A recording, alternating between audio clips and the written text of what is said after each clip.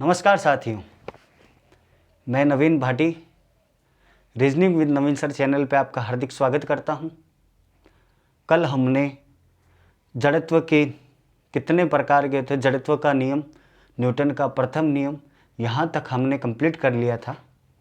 जड़त्व कितने प्रकार के होते हैं, द टाइप्स ऑफ इनर्शिया, जड़त्व 3 प्रकार के होते हैं, उनके बारे में बात की थी, उनके एग्जाम्पल समझे थे। ठीक है, आज अपन बात करते हैं, उससे आगे चलते हैं कि उसमें एक टर्म्स निकल के आया था कि बल किसे कहते हैं, तो उसी के बारे में आगे बात करते हैं। क्या कह लेते हैं? बल। देखिए, बल, फोर्स, ये क्या होता है, ध्यान रखिएगा इस बात को। बल यह क्या करता है, बल का कार्य क्या है? यह किसी स्थिर या स्थिर वस्तु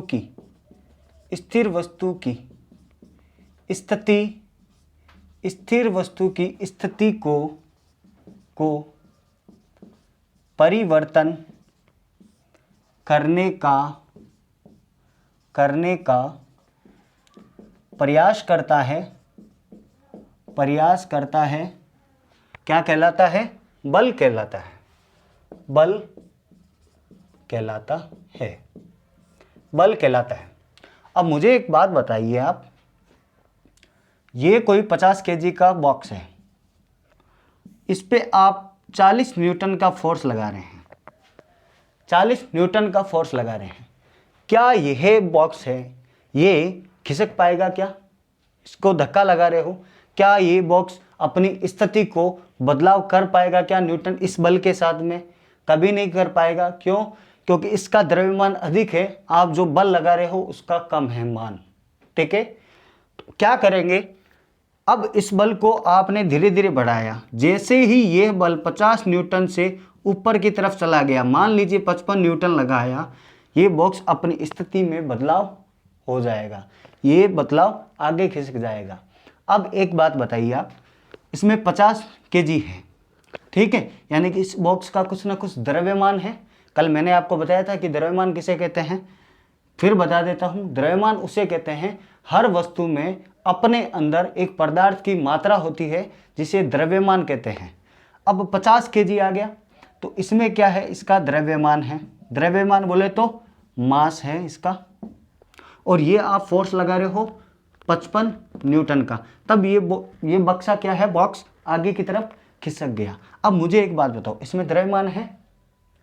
द्रव्यमान है, तो द्रव्यमान क्या होता है, ध्यान रखिएगा कि कितने पहले इसका वेग 0 था, फिर कुछ खिसकाया तो कुछ बदलाव हुआ, तो ये क्या हो गया, ए, त्वरण हो गया ना।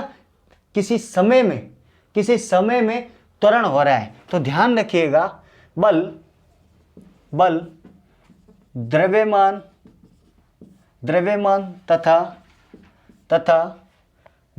तथा त्वरण का गुणनफल होता है। अब मुझे एक बात बताओ, द्रव्यमान और गुणनफल होता है, इसका कुछ ना कुछ द्रव्यमान होगा। आप इस दिशा में लगा रहे हो, आपको दिशा ज्ञात है ना, परिणाम है 55 न्यूटन, और किस डायरेक्शन में वो फोर्स लग रहा है ये भी तो ज्ञात है ना, कि आप इधर से लगा रहे हो, इधर से लगा रहे हो, इधर से लगा रहे हो, इधर से लगा रहे हो, किधर से भी लगा रहे हो। मैंने माना मैं फोर्स इधर से लगा रहा हूं, तो मुझे दिशा ज्ञात है, ना इसकी। अगर दिशा ज्ञात है, दिशा भी ज्ञात है और परिमाण भी दिया हुआ है, तो यह एक प्रकार की क्या है, सदिश राशि है। तो ध्यान रखिएगा, बल एक सदिश राशि है।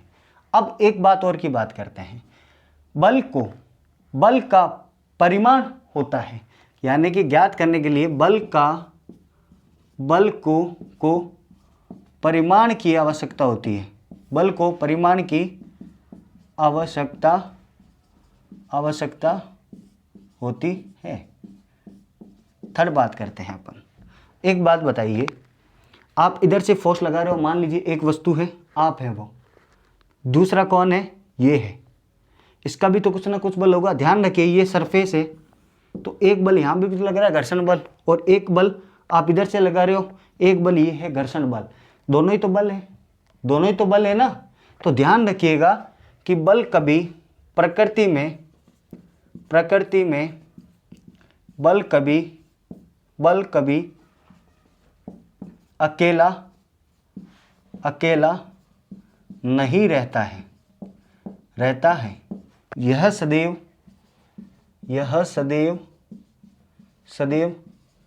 युग्म में रहता है। ये सदैव क्या रहता है? युग्म में, यानी कि दो बल एक साथ कार्यरत होते हों। ठीक है। थर्ड बात करते हैं, अब जब युग्म में कार्य करता है तो ये किस द्वारा होता है? उस क्रिया को कहते हैं, यह अन्योन्य क्रिया के कारण, अन्योन्य क्रिया द्वारा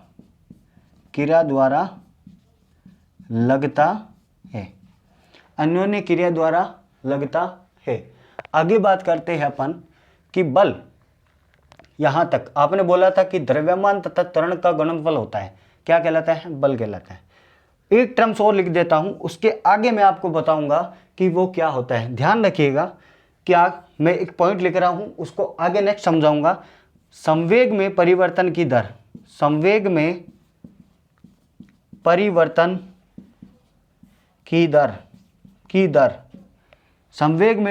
की दर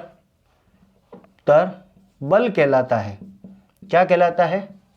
बल कहलाता है। संवेग में परिवर्तन की दर बल कहलाता है। अब मुझे एक बात बताओ, इसे कैपिटल F से प्रदर्शित करते हैं, इसे कैपिटल F से प्रदर्शित करते हैं। मैं यहाँ पे तीर का निशान लगा रहा हूँ, इसका मतलब ये क्या है? एक सदिश है। बल एक प्रकार का क्या है? सदिश है। अब मैं यहाँ पे समझा देता हूँ इस फॉर्मूले को। देखिए यहाँ लिखा F, द्रव्यमान कितना हो गया? m इंटू ए। वही तो लिख रहे हैं कि त्वरण का गुणनफल क्या होता है? बल होता है।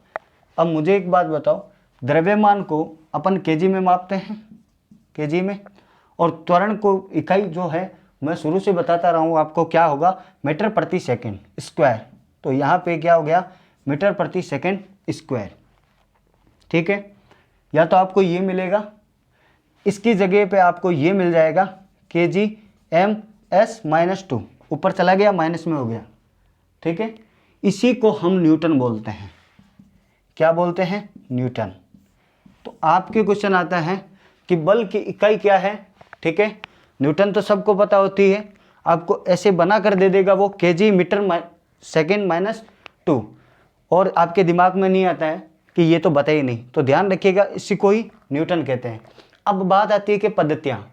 देखो मैंने वो यूनिट एंड मेजरमेंट कराऊंगा, उसमें बताऊंगा अच्छे से, एक बार आप समझ लेना इसको, यहीं पे बता रहा हूँ। पद्धतियाँ भैया 3 प्रकार की होती है।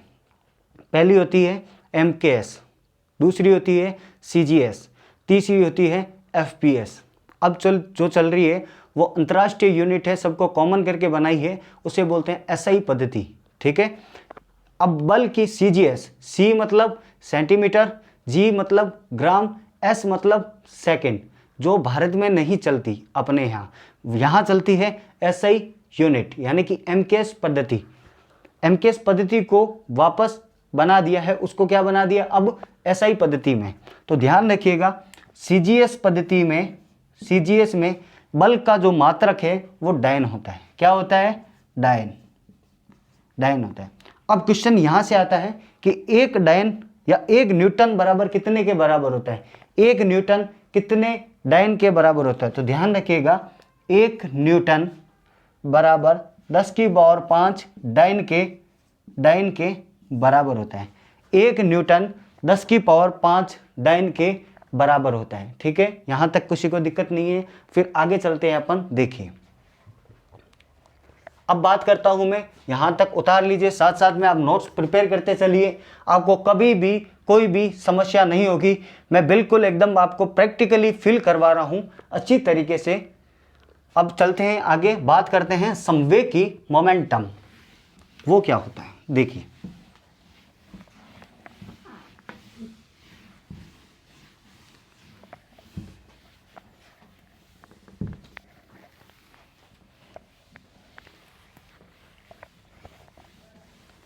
संवेग किसे कहते हैं? देखिए, संवेग इसको बोलते हैं भैया इंग्लिश में मोमेंटम। क्या बोलते हैं? मोमेंटम। ये क्या होता है वो देखिए, यह वेग को मात्रात्मक रूप से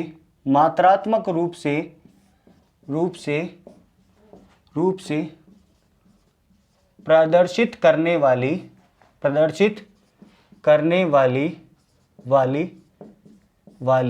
भौतिक राशि है। क्या है? भौतिक राशि है। अब मुझे एक बात बताइए आप सभी, इसमें क्या क्या टर्म्स आ रहा है? एक वेग आ रहा है। अब किसी भी वस्तु को खिसकाना है, उसे धक्का लगाना है, उसे एक स्थान से दूसरे स्थान तक जाना है, तो उस खुद बॉडी जो वो वस्तु है उसका कुछ ना कुछ द्रव्यमान होगा उसका, और वो जिस स्पीड से चलेगी, वो जिस स्पीड से उसका वेग भी होगा। तो ध्यान रखिएगा कि संवेग का परिभाषा जो होती है, यह द्रव्यमान तथा वेग का गुणनफल होता है। ये संवेग तथा द्रव्यमान तथा वेग का गुणनफल होता है। अब मुझे एक बात बताओ, यह एक प्रकार की क्या है? यह एक सदिश राशि है। यह क्या है? सदिश राशि। यह एक प्रकार की क्या है? सदिश राशि है। इसे संवेग को P से प्रदर्शित करते हैं। अब देखिए, P बराबर यानी कि संवेग बराबर किनका गुणनफल होता है? द्रव्यमान तथा वेग का। तो संवेग बराबर द्रव्यमान इंटू वेग। अब मुझे एक बात बताओ, संवेग को P से प्रदर्शित करते हैं, द्रव्यमान को M से और वेग को V से। तो मुझे एक बात बताइए आप कि M को क्या लिखते हैं आप? kg। वेग को क्या लिखते हैं? मीटर प्रति सेकंड। इसी चीज को अपन ऐसे भी लिख सकते हैं kg m, और ये प्लस का है, नीचे ऊपर जाएगा तो माइनस का, तो s-1 ऐसे भी लिख सकते हैं। तो ध्यान रखिएगा, एक kg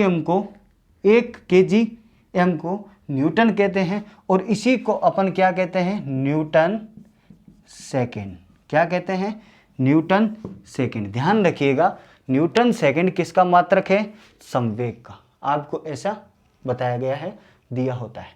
अब आगे बात होती है, सर आपने बताया था कि संवेग में परिवर्तन की दर बल कैसे कहलाता है?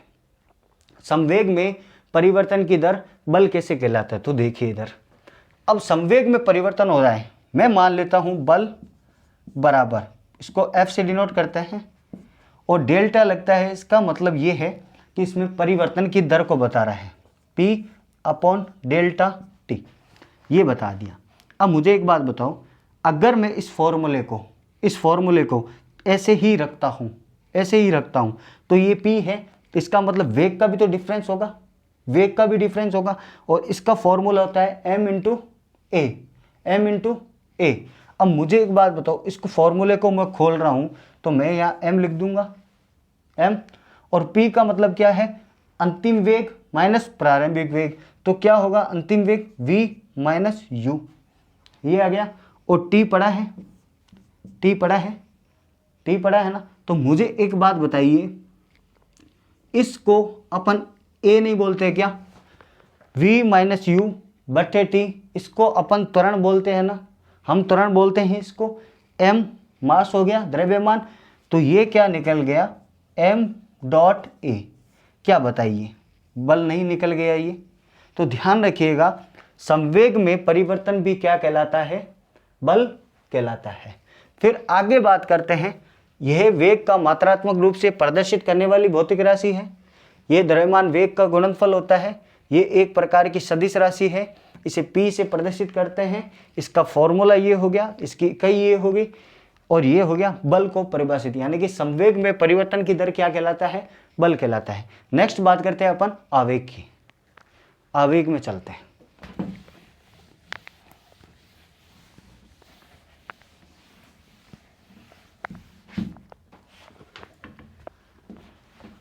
आवेग की बात करते हैं। आवेग, इम्पल्स, आवेग, इसको इंग्लिश में बोलते हैं इम्पल्स। अब मान लीजिए ये कोई बड़ा बॉक्स है, यानी कि 100 kg, 1 टन मान लीजिए। इस बल को आपको कुछ समय के लिए एक स्थान से दूसरे स्थान तक थोड़ा सा धक्का देना है, खिसकाना है इसको। आपने इसको खिसकाने के लिए मान लीजिए बड़ा बल यानी कि 500 न्यूटन लगा दिया, 2 सेकंड के लिए उसको लगाया। 2 सेकंड के लिए 100 kg की वस्तु को 500 न्यूटन बल लगा रहे हो तो 2 सेकंड में बहुत कम समय में ये एक जगह से दूसरे स्थान तक स्थानांतरित हो जाएगी, आराम से हो जाएगी, क्योंकि इससे आप 5 गुना बल लगा रहे हो। 100 kg है, इससे 500 न्यूटन 5 गुना लगा रहे हो तो ये 1 सेकंड में विस्थापित हो जाएगी, अपनी जगह से दूसरी जगह चली जाएगी। तो ध्यान रखिएगा, आवेग उसे ही कहते हैं। क्या कहते हैं आवेग? कि किसी वस्तु पर बड़ा बल किसी क्षण समय या कुछ समय के लिए लगाया जाता है जिसे आवेग कहते हैं। क्या कहते हैं? आवेग कहते हैं। अब मेरे को एक बात बताइए, आप ये बल लगा रहे हो आवेग का, ठीक है, इसमें आप बल लगा रहे हो ना, बल इस साइड में लग रहा है, इसको खिसकाने के लिए क्षण विशेष समय के लिए लग रहा है कि बल कितने समय के लिए लग रहा है और कितना बल लग रहा है, दोनों ही बातें होगी। कितना बल लगा रहे हो आप और कितना समय लग रहा है और किस डायरेक्शन में लग रहा है, परिणाम भी है, परिमाण भी है, दिशा भी है। तो ये क्या हो गया? सदिश राशि है। तो ध्यान रखिएगा, आवेग एक सदिश राशि है। उससे पहले आपको एक बात बताता हूँ, बल लगा रहे हो, कितने समय के लिए लग रहा है, ये दोनों भी ज्ञात हैं। तो थर्ड टर्म्स, दूसरी टर्म्स क्या आती है इसमें? ध्यान रखिएगा कि बल तथा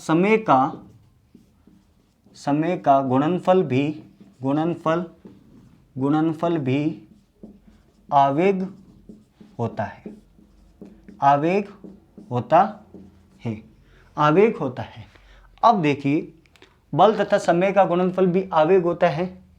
अब आप निकाल रहे हो आवेग, इसे J से प्रदर्शित किया जाता है। इसे J से प्रदर्शित किया जाता है। इसको आगे मिटा देता हूं मैं।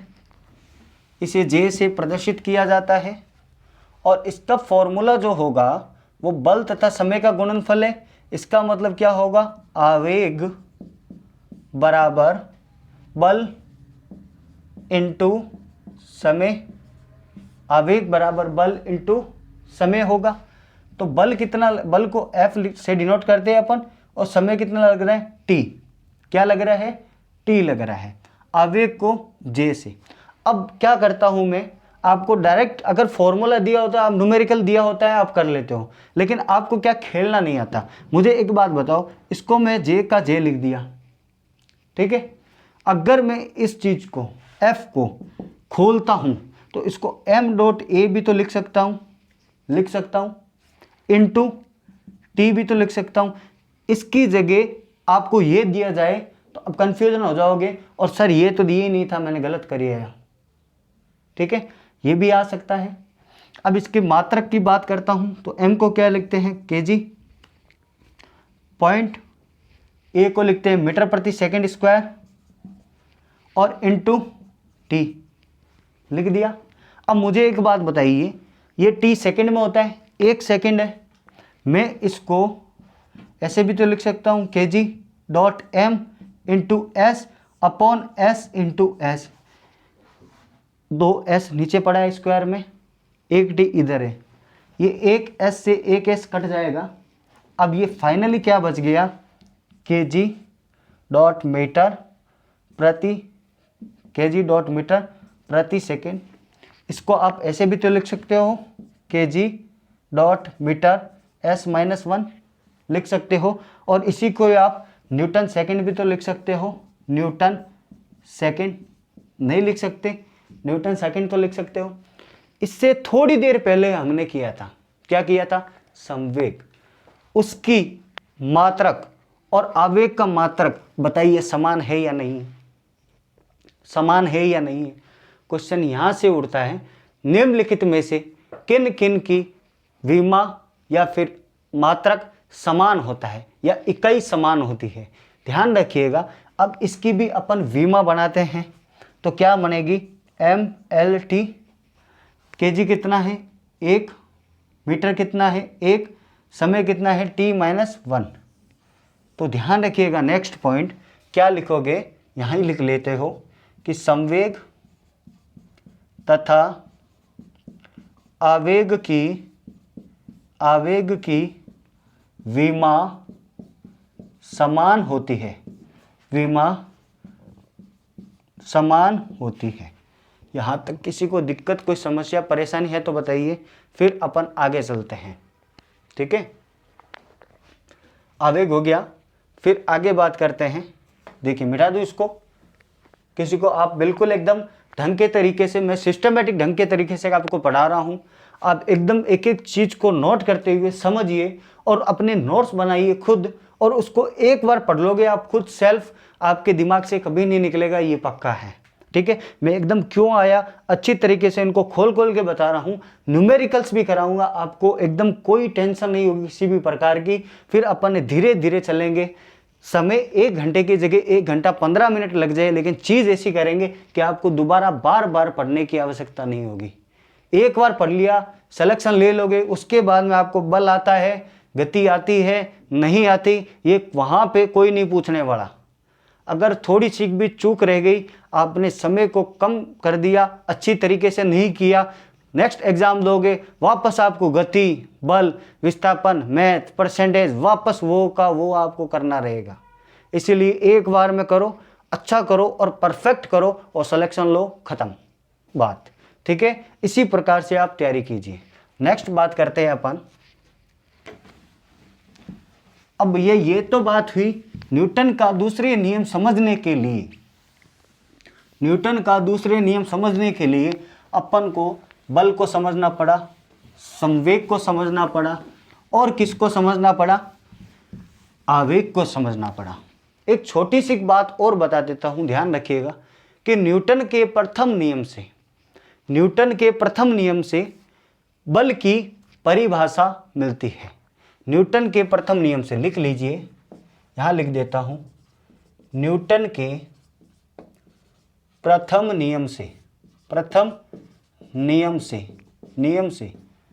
बल की परिभाषा मिलती है। न्यूटन के प्रथम नियम से बल की परिभाषा मिलती है। अब बात करते हैं अपन दूसरा, क्या बात करते हैं दूसरे की, न्यूटन का दूसरा नियम।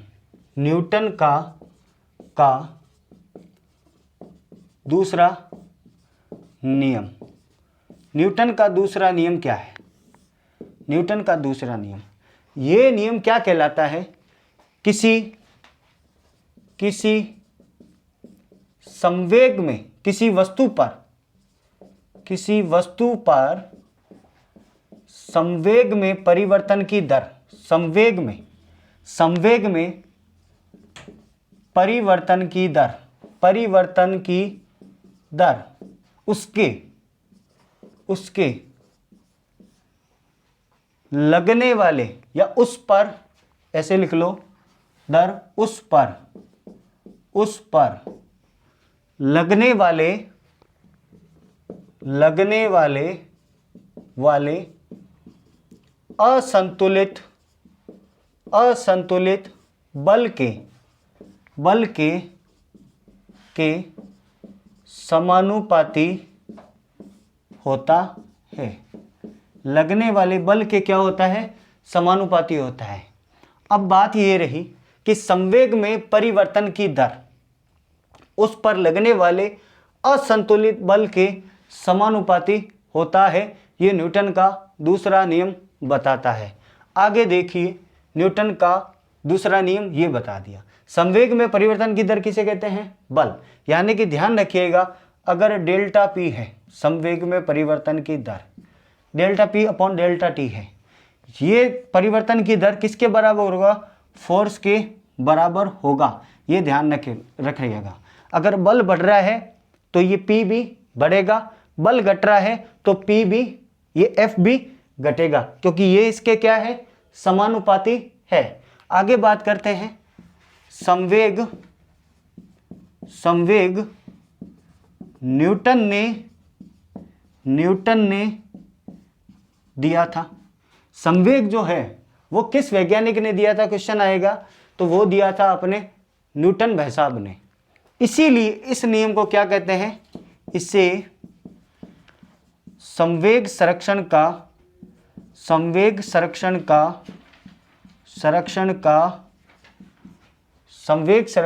नियम कहते हैं। इसीलिए इसे क्या कहते हैं? संवेग संरक्षण का नियम कहते हैं। फिर बात करते हैं, संवेग संरक्षण का नियम तक हो गया। अब क्या होता है भैया कि न्यूटन के प्रथम नियम बल की परिभाषा मिलती है।